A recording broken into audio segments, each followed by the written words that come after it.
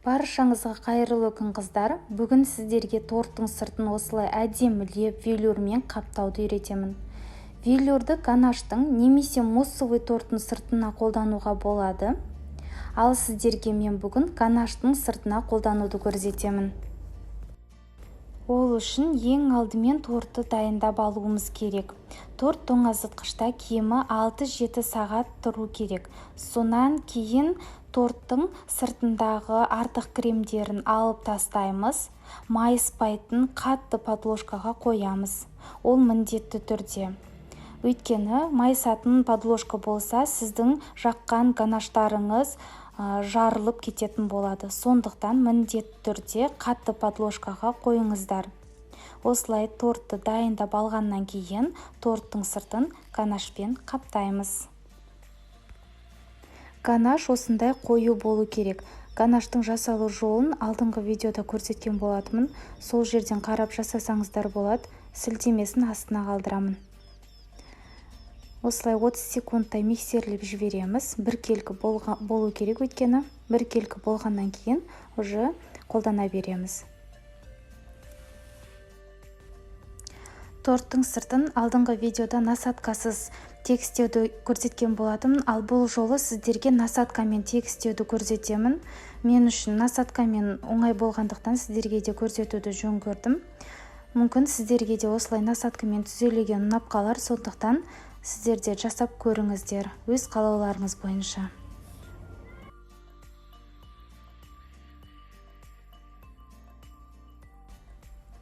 Осылай ганаштың барлығын салып алғаннан кейін, қазір енді торттың сыртын қаптайтын боламыз.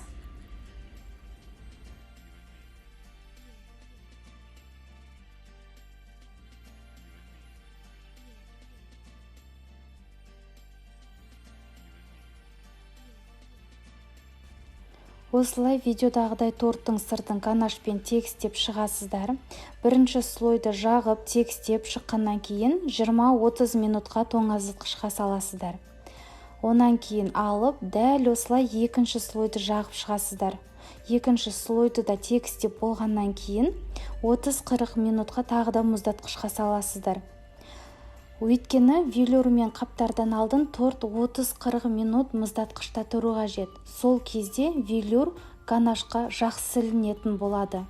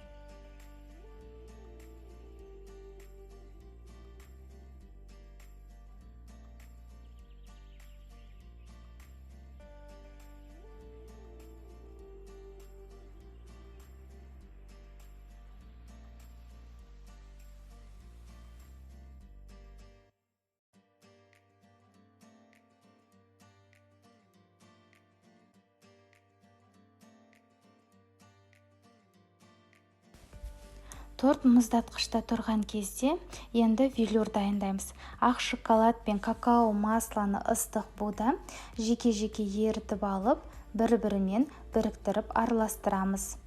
Сонан кейін қаласаңыздар, қалаған түске бояйсыздар. Жирорастворимый деген бояғышты қолданамыз. Гелевый деген қолданатын болсаңыздар, велюрларыңыз қоюланып кетеді, кейін оны қолдану қиынға түседі. Сондықтан жирорастворимый деген бояғышты қолданған дұрыс. Енді бояғышымызды салғаннан кейін осылай блендермен араластырамыз. Біздің велюр енді осымен дайын болды. Осы велюрді краска пультке құйып, тортты мұздатқыштан алып қолдана беруге болады. Бірақ та мен сіздерге қазір менің краска пульт жайымды айта кетейін. Менің краска пультым Bosch PFS 2000 деп аталады. Бұны мен строительный магазиннен алдым.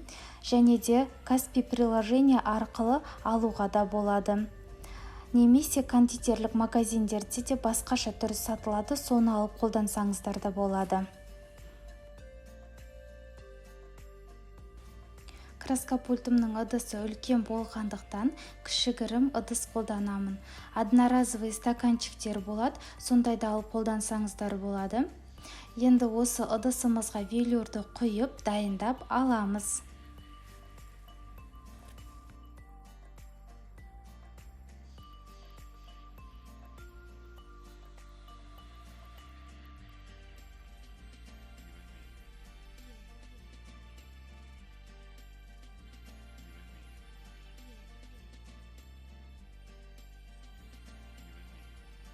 Міне менің краска пультым. Қазір мына қызыл құрылғыны алдыға тартып қоссаңыздар, тек пистолетінен тек ауа шығатын болады. Бояғыш әлі шықпайды. Егер де пистолетіндегі қызыл құрылғыны бассаңыздар, сол кезде ғана бояғышы шығатын болады.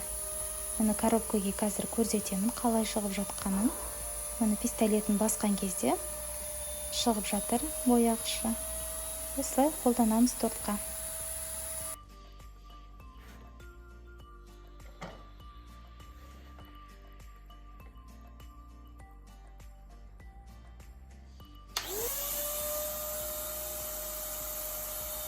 Қыздар, міне осылай бір жерде тұрып қалмай, айналдырып, велюрлеп шығасыздар. Өте оңай, қолдануы, еш қиындығы жоқ. Міне осылай бір слойды жағып шыққаннан кейін 20-30 минутқа тоңазытқышқа саласыздар. Онан кейін алып, тағы да екінші рет осылай істеп шығасыздар. Сол кезде қанық әдемі велюр болады.